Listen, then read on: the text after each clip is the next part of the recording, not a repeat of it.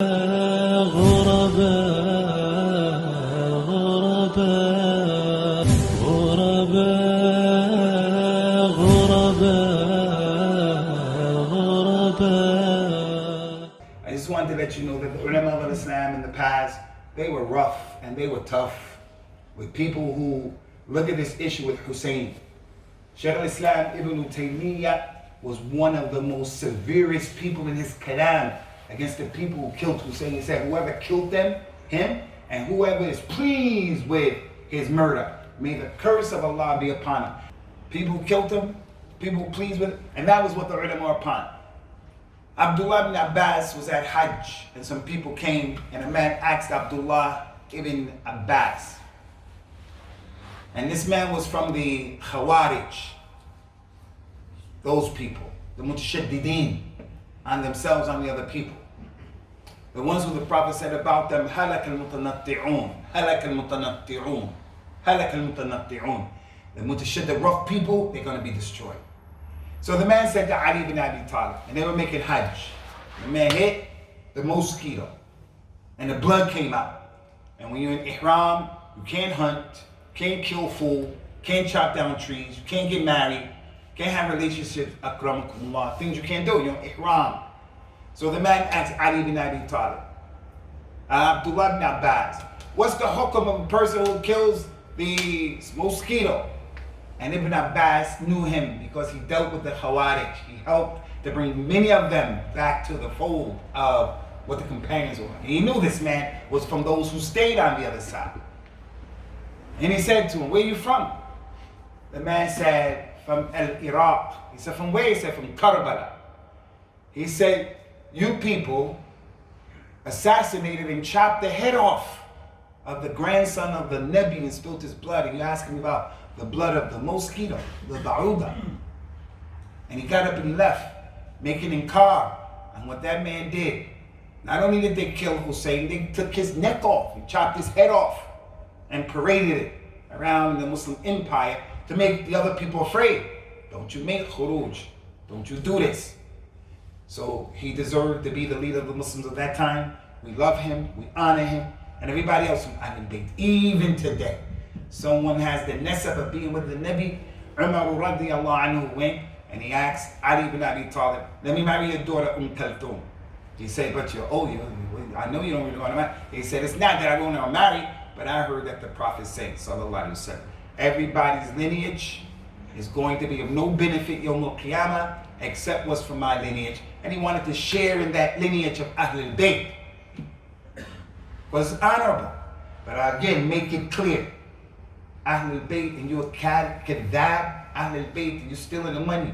You Ahlul Bayt and you a gangster. You Ahlul Bayt and you a problem. Then we're gonna say Ahlul Bayt, but we're not gonna respect you like that. Wallahi, Abu Lahab and Abu Jahl. If you look at the history of the Arabs in Jahiliyyah, Abu Lahab and Abu Jahl, in terms of Rajula, a Rajul in the Mizan, I don't know these people who are similar to Abu Lahab and Abu Jahl. Like in terms of manliness. How some of those Arabs were, in terms of just being men. The politicians, the people we know in today. Those people were heavy in terms of being men, but in terms of the Mizan, the scale with Allah, Abu Lahab and Abu Jahl, nothing. Umayy ibn Khalaf, they're nothing because they're kuffar, but they're from Quraysh, and they're Abu Lahab is an Arabi Asil, he's a pure Arab. What's the benefit? Ahlul Bayt, and you don't know your religion. Okay, Akhwani, we want to stop right here, inshallah. Avoid the two extremes. One extreme, the Rafida, the Rawafid. They refuse the companions. Iran, they don't like them. And then the other antithesis, the Nawasib. They're the other antithesis. They're the people who hate Ahlul Bayt. So they love them overboard and they hate them. And these people were found in Sham, a lot of them in Sham. They used to support Muawiyah. And because Muawiyah was against Ali in the fitna, that all of those companions were mujtahidun, and Allah is pleased with them, and they're all in Jannah. It's not for us to talk about that issue and to make a tanaqqus or a time in any of them. They're mujtahidun, and the mujtahid, if he gets it right, he gets 2 rewards.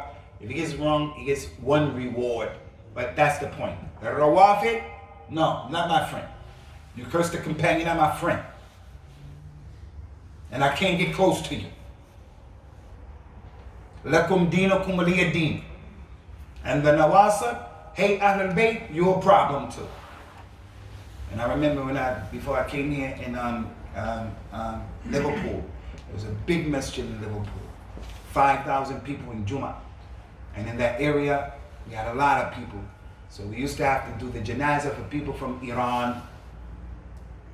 Every single month, we were doing a lot of janazahs in that place, especially for the Shabab of Liverpool, because they were getting shot and stabbed. And one year, we did like 25 janazahs. Crazy. Whenever the Iranian person would come, I washed the body. Because Allah didn't send me to open up his chest to see if he cursed the companions or not. That's not my job. There's a Muslim from Iran. I have husn van. I don't know his family.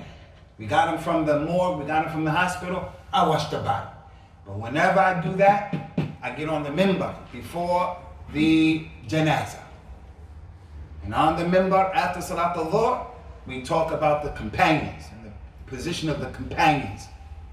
And everybody knew I do that because if something was important during the time of Rasulullah, he would get on the minbar, and other than Friday. So when he got on the minbar, the companions knew this is important. So we want to bring that sunnah back to life. And also, anytime we got on the minbar, they knew this person is from Iran. And we wash him and bury him. And that's a lot to deal with him. But like I told you, my mother's a non-Muslim. And I love her. If someone in here said that my mother does the things that they accuse Aisha of doing, wallahi, it's going to be a problem. It's going to be smoke in this masjid. If the person said that my mother does what they said the wife of the Nabi is doing, we wouldn't accept that tuhma on one of our daughters.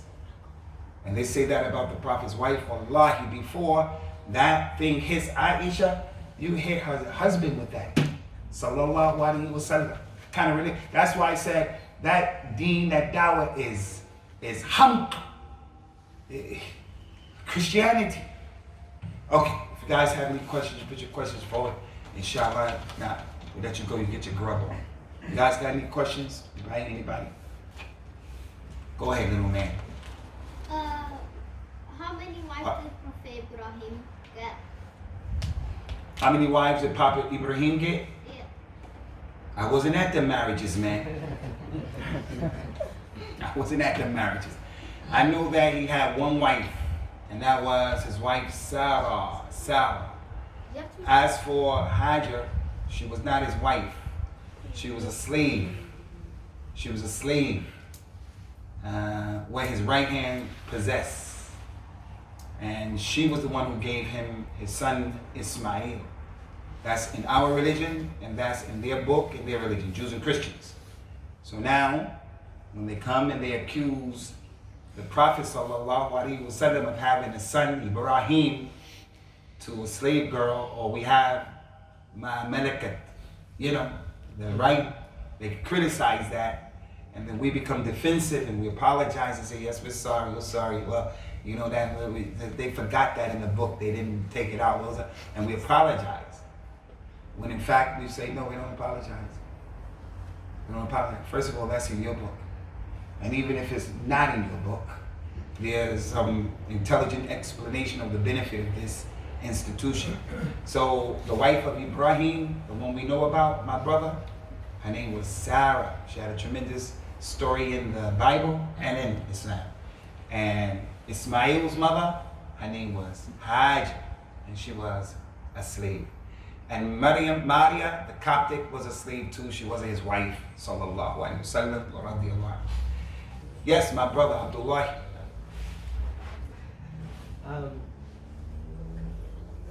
Thank you so much for reminding us of the position of the companions of the Prophet.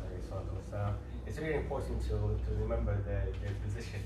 I have one comment on how we can communicate or how we can be friends with the Shia sect of Islam. The thing in Medina, as in other places in the world where Sunni and Shia coexist and they tolerate together, I think that Allah subhanahu wa ta'ala, He said in the Quran that He reminded us to treat the non-Muslims in a good manners. What about the Muslims with the different opinions? We don't agree with them cursing our mother Aisha or cursing any of the prophets or the companions, I'm sorry. But isn't that for Allah subhanahu wa ta'ala to judge them? Now for us, we can also be friends, we can be... That's a good question, Ahin. I'm glad that you mentioned it, to be honest, because it's important for the message to go out very clear that we're not calling to having an adawa where it's, sectarianism and all of this. But we have a principle in our religion. And that principle says, "Man ahabba lillahi wa abghada lillahi wa a'ta lillahi wa mana'a lillahi faqad istakmala imanu." Anyone who loves for Allah and he hates for Allah. So we love people and things because Allah loves those people and those things. And it's possible that you can hate something and not hate the person. So I have a son, born in Medina, went to America, wasn't practicing religion. I hate the way my son was acting, but I love my son. So the same thing. I can hate the tashayyur, the cursing of the companions and the mother, the wife, the prophet. I can hate that, but I don't have to hate the person. So that's possible. But now the question is, what natural, normal person finds it easy to be the bosom buddy of a person who has that position towards the important people in Islam? It's a problem. Then there's another principle in Islam. That's the principle of boycotting people and avoiding people because of some evil that they're doing. Because the Prophet didn't want that evil to spread, and Muslims have to take this into consideration. And all of these things will determine how we deal with them. I don't say just cut everybody off, but you have to, the Nabi is getting ready to pray the janazah. He said, "Did this man owe money?" He said, "Yes." He said, "Pray on your companion." And he left him. Why did he do that? So that people wouldn't find it easy to die and you are madyun. You better pay that money. So he wanted to make a tahdir. A Dajjal is coming. A Dajjal. He said, don't go the other way. Because if you sit down and you say, it's very interesting, this guy, Dajjal, bringing this rain down, and I want to see more. And before you know it, you'll sit there, and the disease, you think corona is a problem. Corona.